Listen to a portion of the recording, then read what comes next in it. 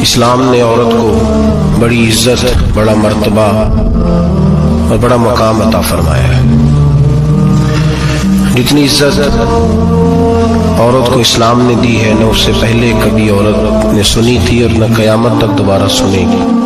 میرے نبی کریم صلی اللہ علیہ وسلم کی تشریف آوری سے پہلے بیٹی کا باپ ہونا لوگ عار کا باعث سمجھتے تھے، گناہ اور جرم سمجھتے تھے۔ میرے محبوب کریم علیہ الصلوۃ والسلام نے ارشاد فرمایا، جس کی 4 بیٹیاں ہوں یا 4 بہنیں اس کے ذمے لگ جائیں، والد بوڑھا بیمار ہو جائے یا انتقال کر جائے، 4 بیٹیاں یا 4 بہنیں اس کے ذمہ داری میں آ جائیں، وہ انہیں پڑھائے، اچھا ادب سکھائے، عزت کے ساتھ رخصت کر دے۔ محبوب نے فرمایا، جس طرح میری یہ 2 انگلیاں جڑی ہوئی ہیں، اس طرح میرے ساتھ جڑ کے جنت میں داخل ہو جائے گا۔ صحابی نے عرض کی، حضور اگر بیٹیاں 4 نہ ہوں، 3 ہوں؟ فرمایا اللہ پھر بھی یہی درجہ عطا کرے گا۔ ایک صحابی نے کہا، حضور اگر 2 ہوں؟ تو میرے قریب نے فرمایا، بھائی اگر 1 بھی ہو تو اللہ پھر بھی یہی شان عطا فرمائے۔ بیٹی کو میرے محبوب نے فرمایا، میں حکم دیتا ہوں باپ کو کہ جب گھر میں تحفہ لے کے آئے، بیٹا بھی بیٹھا ہو بیٹی بھی بیٹھی ہو، تو پہلے بیٹی کو دے دیں۔ میرا حکم ہے باپ کے لیے، بیٹا بھی ہو بیٹی بھی ہو، جب دینے لگے تو پہلے بیٹی کو پہلے دے، اس کو پہلے عطا کرے، اس کے ساتھ پیار زیادہ کرے، بیٹی کو عزت دی۔ میرے حبیب کریم علیہ الصلوۃ والسلام نے ارشاد فرمایا، جب کسی کے گھر بیٹی پیدا ہوتی ہے تو باپ کے ذہن میں تھوڑا خیال آتا ہے کہ اللہ جانے کیا بنے گا۔ میرے کریم رسول نے فرمایا، رب کریم حضرت جبریل کو بھیجتا ہے، بیٹی کے سرانے کھڑے ہو کے کہتے ہیں، بیٹی کے باپ فکر نہ کرنا، اس کے معاملے میں اللہ تیری مدد فرمائے گا، رب تیری مدد کرے گا اس کے معاملے میں جب بیٹی آتی ہے۔ میرے بھائی، یہ اعزاز میرے رسول نے عطا فرمایا، بہن کو بیٹی کو، اور بات بیوی کی آئی۔ میرے نبی کریم علیہ السلام کی بارگاہ میں صحابی نے عرض کی، یا رسول اللہ، یا رسول اللہ صلی اللہ علیہ وسلم، میں غریب ہوں، صدقے نہیں کر سکتا، سخاوت نہیں کر سکتا۔ جب سخاوت کی فضیلتیں سنتا ہوں دل میرا بڑا چٹکیاں لیتا ہے کہ میرے پاس بھی پیسے ہوتے تو میں اللہ کے راستے میں دیتا۔ حضور نے فرمایا، تو حلال کی روزی کما کے اپنی بیوی کے منہ میں لقمہ دے، اللہ تجھے سخاوت کرنے کا درجہ عطا فرمائے، اللہ تجھے بڑی بڑی سخاوت کے درجے اللہ تجھے دے گا۔ تو اس کی، اور کیا لفظ ہے حدیث پاک میں، خیرکم خیرکم لأہلہ وانا خیرکم لأہلہ۔ فرمایا حاجی بھی اچھے، نمازی بھی اچھے، صوفی بھی اچھے، درویش بھی اچھے، سارے ہی اچھے، لیکن میں سب سے زیادہ اچھا اسے سمجھتا ہوں جس کا اپنی بیوی کے ساتھ سلوک اچھا ہے، جس کا اپنی بیوی کے ساتھ نرم رویہ، جس کا اپنی بیوی۔ اور کیا ارشاد فرمایا، فرمایا وانا خیرکم لأہلہ، گھر جا کے پتہ کر لو، میری 9 بیویاں ہیں اس وقت جو موجود ہیں، فرمایا میرا ان سب کے ساتھ سلوک اچھا ہے، ساری میرے سلوک سے مطمئن۔ میرے بھائی، حضور نے اعزاز دیا بہن کو، بیٹی کو، بیوی کو، عورت کو، اور ماں کے معاملے میں تو کمال کر گئی۔ میرے کریم نے فرمایا، جنت تھی 7 آسمانوں کے اوپر، سدرۃ المنتہا کے پاس۔ میرے محبوب فرماتے ہیں، جب رب نے مجھے اختیار دیا تو میں نے وہ جنت وہاں سے کھینچی اور ماں کے قدموں کے نیچے لا کے رکھ دی، وہاں سے کھینچ کے غوث الزمان، قطب درام، محدث اعظم، مفسر اعظم، شیخ الکل، شیخ طریقت، ولی وقت بھی اگر جنت اس نے ڈھونڈنی ہوگی تو اسے اپنی ماں کے قدموں کے نیچے سے ملے گی۔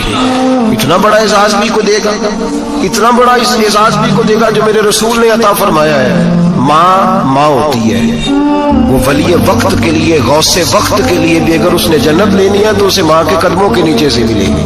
میرے رسول پاک علیہ السلام نے عورت کو اعزاز دیا، فضیلت دی، عظمت عطا فرمائی، اور ایسے نہیں رکھا بیوی کو۔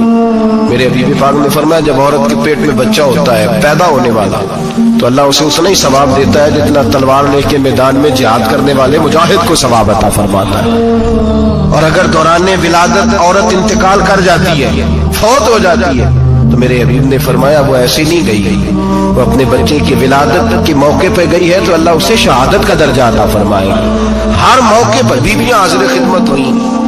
نبی پاک نے فرمایا، جو آدمی اذان سنے اور جس طرح مؤذن کلمے کہے اسی طرح کے کلمات دہرائے تو اللہ تعالیٰ مردوں کو 1,00,000 نیکی کا ثواب دے گا اذان کا جواب دینے پہ، बीबियां आ गई, कहने लगी हुजूर ये तो मर्दों का सवाब है, तो हम तो पीछे रह गई।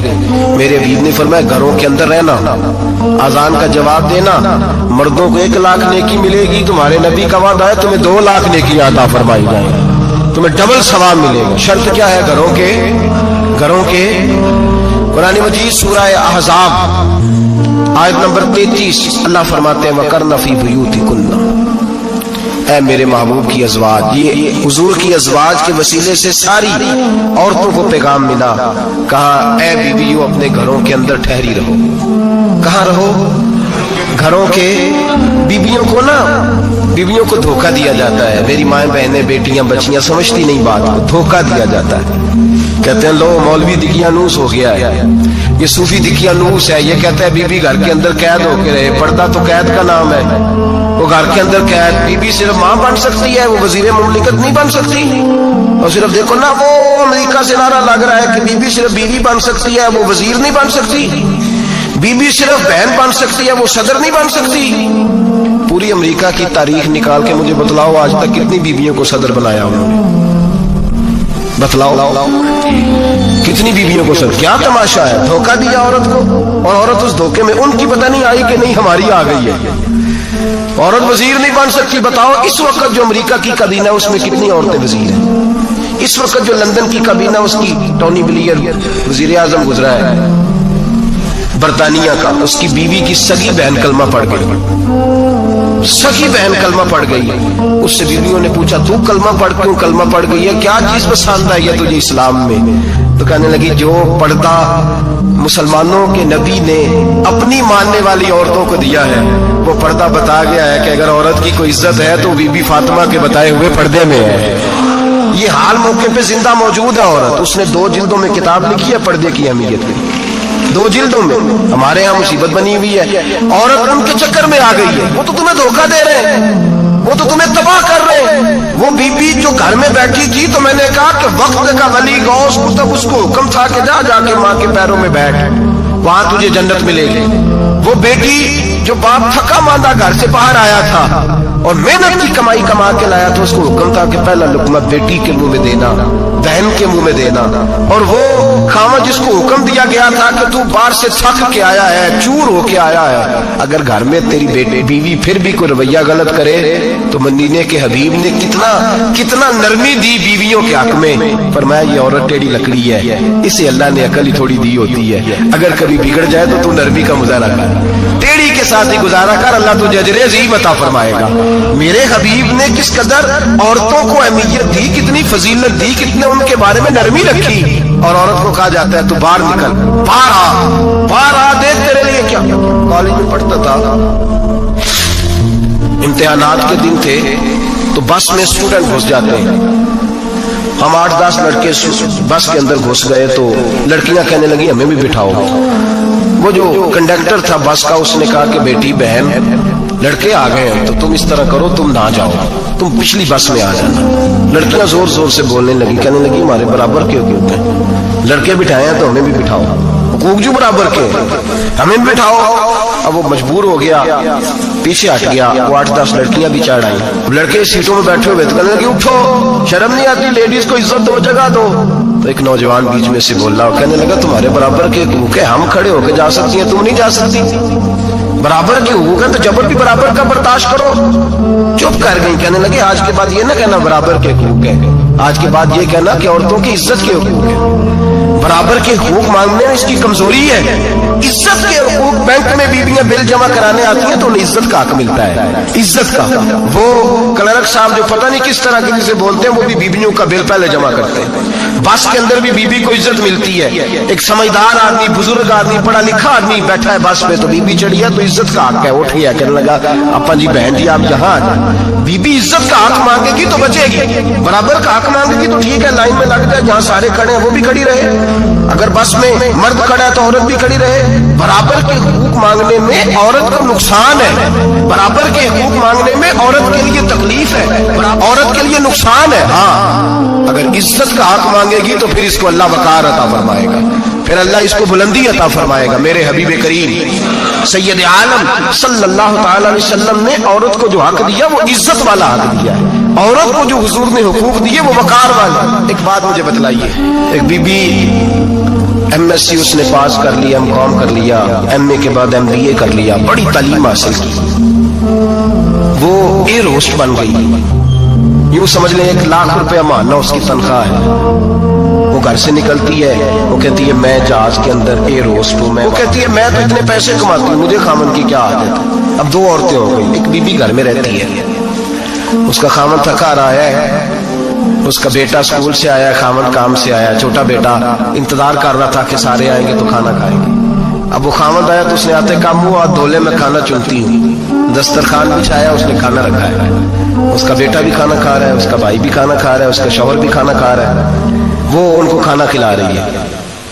اب کسی موقع پر اس کا بیٹا بولتا ہے, کہتا اماں فلاں چیز بھی چاہیے. اماں ڈانٹ دیتی, کہتی چپ کر مل جائے گی.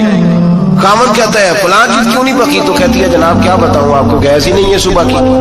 کبھی وہ کہتی ہے آپ چلے جاتے ہیں, آپ کو یہ تو فکر ہی نہیں ہوتی کہ فلاں مسالہ کوئی نہیں تھا. خامن اس کی بات سن رہا ہے. ادھر وہ ایئر ہوسٹ ہے, وہ بھی کھانا بانٹ رہی ہے, اپنی مرضی کا لباس نہیں پہن سکتی.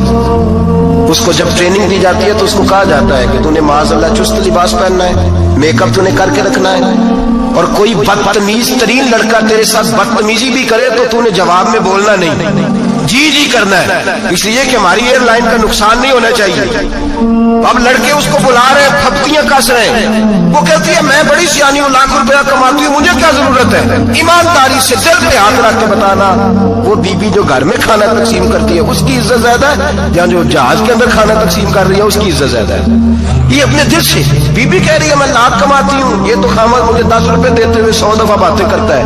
تجھے پیسے تو تیری جیب میں اس طرح نہیں آ رہے, لیکن جو عزت تجھے گھر میں نصیب ہو رہی ہے, جو عزت تجھے گھر میں نصیب ہو رہی ہے. کسی بزرگ سے کسی نے کہا تھا کہ جناب دنیا میں روٹی کھانے کا مزہ کب آتا ہے, تو انہوں نے کہا روٹی کھانے کا مزہ تب ہی آتا ہے جب اماں تندور پہ روٹیاں لگا رہی ہوتی ہے.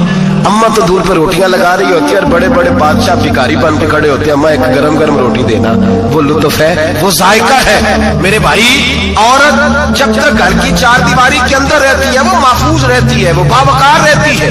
اور جب وہ کہتی ہے نہیں نہیں میں برابر نکلوں گی, میں کماؤں گی, آپ دیکھ لیں ٹریننگ دی جاتی ہے عورتوں کو ہوٹلوں کے اندر. پاکستان میں, پنجاب میں, ہمارے دیہاتی ماحول میں اب ہوٹلوں کے اوپر ویٹر کا کام عورتیں کرنے لگی ہیں. عورتیں بیٹھتی ہیں, کام کرتی ہیں, ان کو حکم ہوتا ہے, صبح ٹریننگ ہوتی ہے کہ کوئی آدمی جتنی بھی بدتمیزی کرے تم نے بولنا نہیں. او خدا کے بندو, او میری ماؤں بہنوں بیٹیوں, یہ تمہاری عزت نہیں, یہ تمہیں رسوا کیا جا رہا ہے, یہ تمہیں ذلیل کیا جا رہا ہے. صابن کا اشتہار ہے اور تصویر بی بی کی, شیمپو کا اشتہار ہے تصویر بی بی کی, سیمنٹ بیچا جا رہا ہے اور تصویر بی بی کی. توہین ہوتی ہے تمہاری صبح و شام اور تم اسے اپنی عزت سمجھتی ہو, تم اسے اپنا وقار سمجھتی ہو. عزت کیا ہے؟